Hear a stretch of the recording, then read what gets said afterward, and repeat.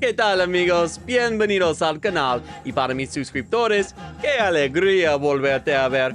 Hoy investigamos la canción Bésame Mucho, una de las canciones más famosas del mundo hispanohablante, de la compositora mexicana Consuelo Velázquez, y hablaremos de lo que podemos aprender. So I've gotten on Facebook a little while ago and joined some groups for Spanish learners to try to help out. And I recently shared a post just asking them what their favorite song in Spanish is. I got a lot of responses, but one that kept popping up is this song, Bésame Mucho. It makes sense, honestly, because this is probably the most famous song in the Spanish-speaking world. As a matter of fact, in 1999, it was recognized as the most recorded and covered Spanish-language song in the entire world.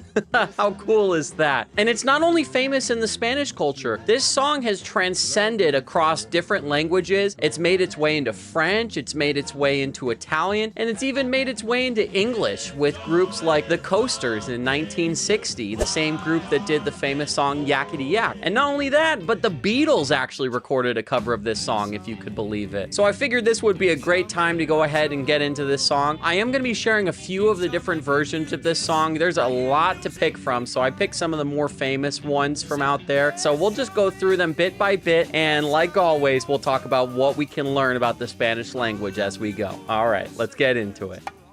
Bésame, bésame mucho, como si fuera esta noche la última vez. Bésame, bésame mucho, que tengo miedo perderte después.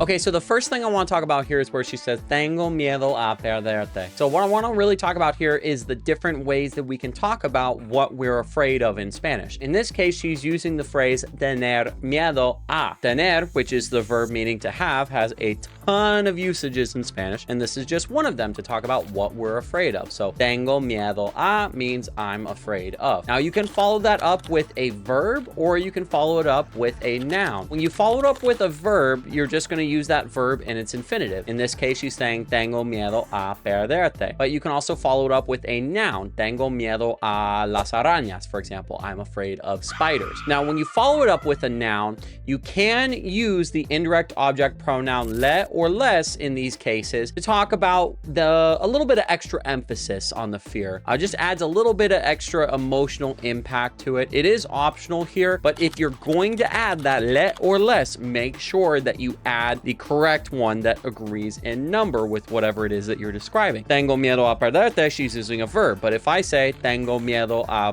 las arañas, I would say les tengo miedo a las arañas. I cannot say le tengo miedo a las arañas because it doesn't agree in number. And there's another way that we can talk about what we're afraid of, which is still using tener miedo, but you're going to say de instead of a. So you could say tengo miedo de perderte. Tengo miedo de las arañas. In this case, I'm using de instead of a, but the sentence is the same outside of that. Another way we can talk about what we're afraid of is simply using the verb temer. So if I want to say I'm afraid of losing you using that verb, I would say temo perderte or temo a las arañas. So in this case, when I say temo a las arañas, I'm adding that a because it's the personal a, because I'm talking about a specific object, whether that's a person or a specific animal. If you're talking about something that's an object that's not a person or animal, something that's not like sentient, you're not going to use that a. So if I say temo la oscuridad, I'm afraid of the dark, I do not add that personal a because it's not a sentient being. It's not something where you need to use that personal a. And the last one I'm going to share with you before we move on is using the verb dar. So in this case, when you use dar miedo, that dar is going to be conjugated onto whatever it is that we're afraid of. So if I want to say I'm afraid of spiders, I'm going to use the indirect object pronoun me to say me dan miedo las arañas. Or if I want to say ask a question, say are you afraid of the dark, I could say te da miedo la oscuridad. So I'm asking a question, and that dar is used with the conjugation onto la oscuridad, onto darkness, and the te is used to ask are you afraid of the dark. Okay, let's go ahead and move on. Quiero tenerte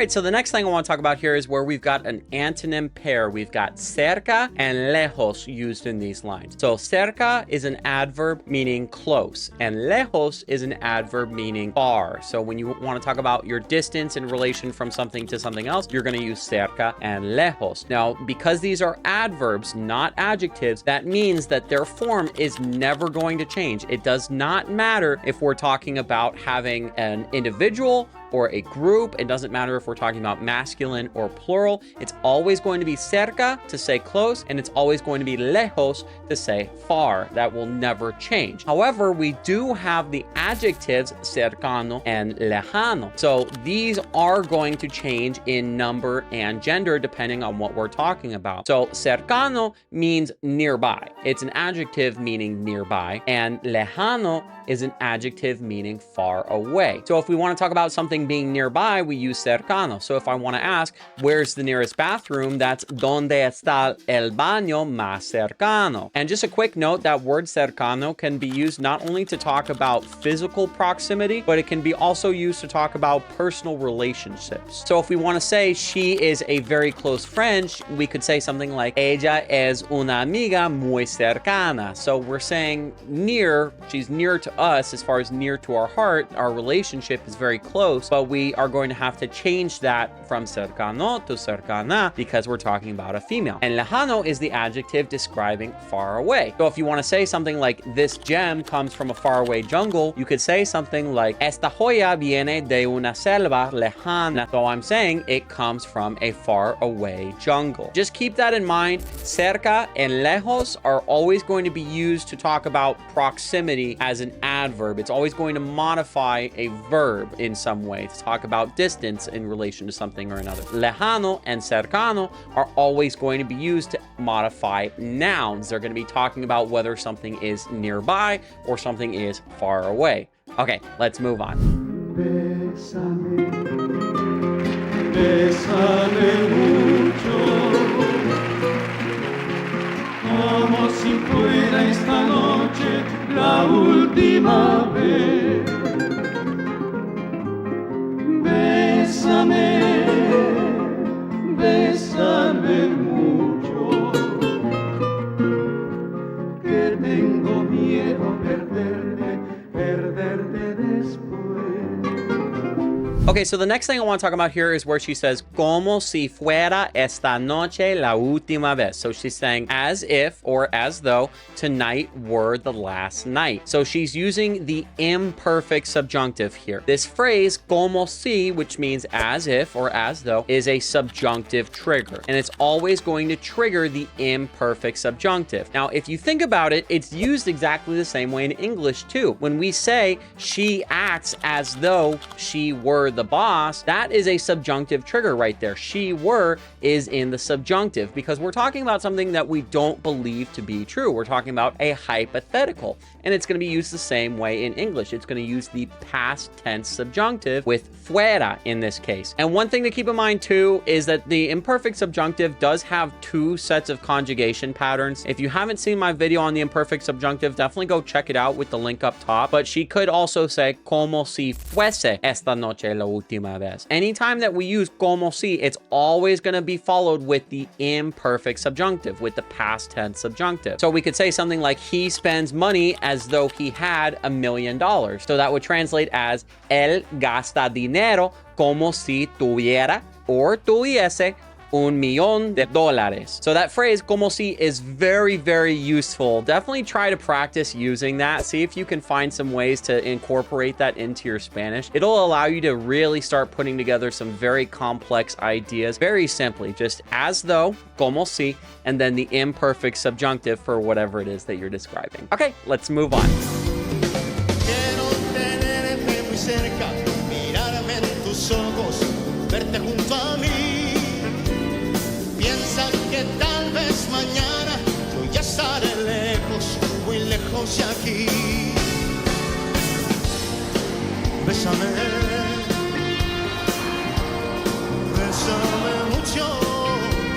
Okay, so just real quick before we move on, I want to talk about this line here where it says, yo ya estaré lejos de aquí. So in this case, the singer Luis Miguel, he's changed the line from de ti from you to de aquí, to say from here. But that's not what I want to talk about. I really want to just talk about that word ya. So ya, like I talked about in my video on ya versus todavía and aún, is used to represent some sort of a change happening at some point in time. It's an adverb of change to say that some action either was the case and it no longer is the case, or it wasn't the case and now it is the case. So if it's used in the past tense, it's going to be used to say already. If it's used in the present tense, it could say already or now. And if it's used in the future tense, like it is here with estaré, it can be used to say a lot of different things. It can be just generally soon, which is what I've got it translated as. It could be someday, sometime, at some point. It's really just indicating that there's going to be something that's going to change at some point in time. So just keep that in mind. Ya is always going to be used to represent something changing at some point, whereas todavía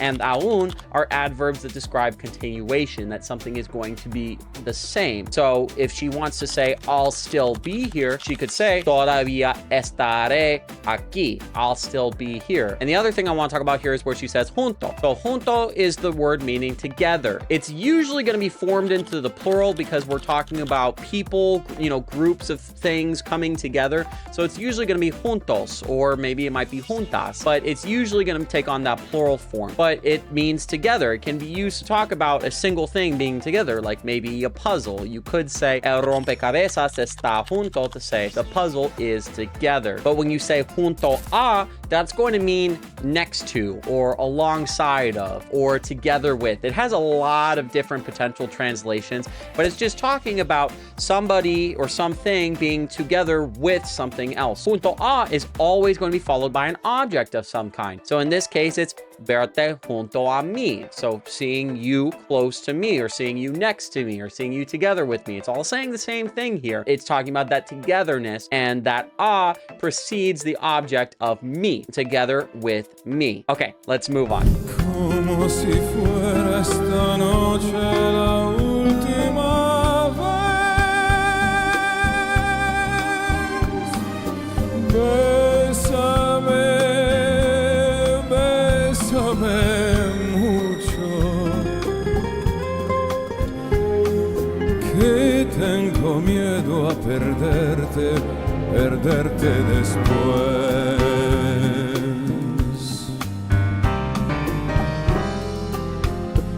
Okay, so we're just about ready to wrap up here. The last thing I want to talk about is where it says que tengo miedo. So it's saying for I'm afraid. That can also be used to say because I'm afraid. We already know the word que means that. It's most common usage. It's going to be used to say that. It's going to be used as a conjunction when we're doing like a subject change, especially used with the subjunctive a lot. But que has an informal usage which can be used to say because, or like for, like to talk about the reason for something being the case. Just keep that in mind. Que can be used as a replacement for porque in various circumstances, but it's going to be a lot more of an informal usage. But if you ever see that where you see que followed by an explanation for something, it's because it's basically being used as an informal replacement for porque. It's serving the exact same purpose as porque in these situations. So just keep that in mind. The last thing I really want to talk about here before we wrap up, man, this song is freaking popular. Andrea Bocelli, I don't know if you guys have heard of him before. You might have heard of his song Conte Partido. I'm sorry if I'm mispronouncing it. That song is it's an Italian song, so I don't really know how it's supposed to be pronounced, but I'll go ahead and play it in the background a little bit during this. He's a very, very popular Italian singer, and this cover that he did is very, very widely known, very famous as well. So here we have an Italian singer, a very famous Italian singer,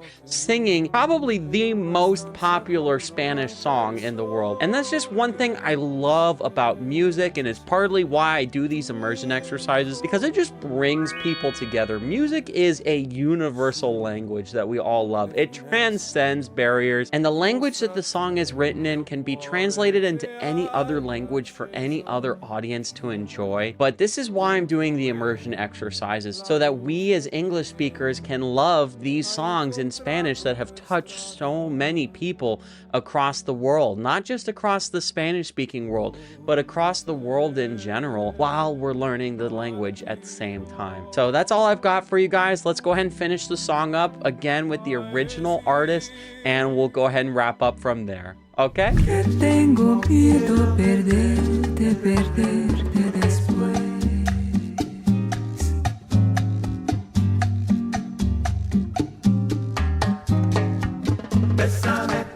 que tengo miedo perderte. Bésame, No te vayas, mi amor, bésame, estaré lejos de ti.